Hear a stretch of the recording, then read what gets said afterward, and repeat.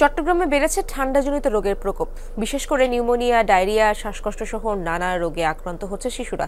বন্দরনগরীর সব হাসপাতালের শিশু ওয়ার্ডে এখন বাড়তি চাপ। শয্যা সংখ্যার তুলনায় রোগী বেশি।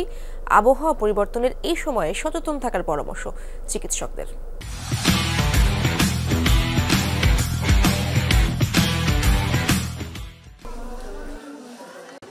চাঁদপুর থেকে 4 বছর বয়সী শিশু সন্তানকে চট্টগ্রামে এনে 4 দিন আগে ভর্তি করানো হয় মা ও শিশু জেনারেল হাসপাতালে।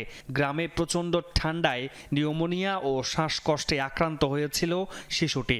সর্দি কাশি লাগে দেখতে বুঝছেন, লাগে দেওয়ার পরে এরপরে শ্বাসকষ্ট মধ্যে দেখাচ্ছে, ডাক্তার কাছে নিয়ে গেছি।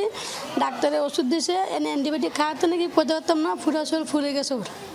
ফুলে যাওয়ার এরপরে মেডিকেল নিয়ে আসছি। কদিন ধরে চট্টগ্রামে সরকারি বেসরকারি সব হাসপাতালের চিত্র এমন। সর্দি, কাশি, নিউমোনিয়া, শ্বাসকষ্ট সহ ঠান্ডাজনিত রোগে আক্রান্ত হয়ে ভর্তির হার বেড়েছে।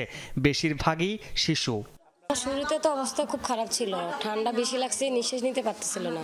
আর জ্বর ছিল 104-এর উপরে ছিল জ্বর। আইসিইউতে ভর্তি করাইতাম, আমি ভর্তি করেছি আর বলতেছে ব্রেনের এফেক্ট পাইছে আর সমস্যা, কিডনি সমস্যা বলতেছে।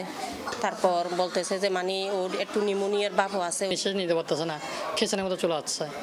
সাথে সাথে 5-10 মিনিটের মধ্যে আমরা নিয়ে মেডিকেল চলে আসছি। আবহাওয়া পরিবর্তনের এই সময়ে শিশুদের বাড়তি যত্ন নেওয়া এবং সচেতন থাকার পরামর্শ চিকিৎসকদের। ঠান্ডা না লাগাই, ধুলোবালিতে না যাই, আমরা এই যে শহরে যানবাহনের দূষণ, এগুলোর মধ্যে থেকেও যদি আমরা দূরে থাকতে পারি তাহলে আমাদের জন্য ভালো। মা বাবাদেরকে যেগুলো বলতেছি, যেই বাচ্চার হচ্ছে আপনার শ্বাসকষ্ট বেশি অথবা অতিরিক্ত কাশি হচ্ছে, জ্বর হচ্ছে, সেগুলোর জন্য অবশ্যই ডাক্তার, MBBS ডাক্তারের সাথে পরামর্শ নিতে হবে। মামুন নুর রশিদ, যমুনা নিউজ, চট্টগ্রাম।